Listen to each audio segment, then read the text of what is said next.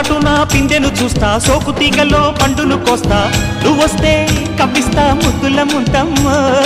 ఉక్కపోతకి ఊపిరి పోస్తా, పక్క మేకకు పంట కట్టిస్తా, ముద్దిస్తే బుక్కిస్తా మద్దెల మోతయ్యో.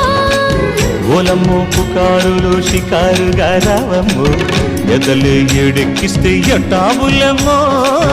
ఊరయ్యో బజారులో మజాలకి రానయ్యో, పగలే పక్కెక్కిస్తే తంటాలేవయ్యో.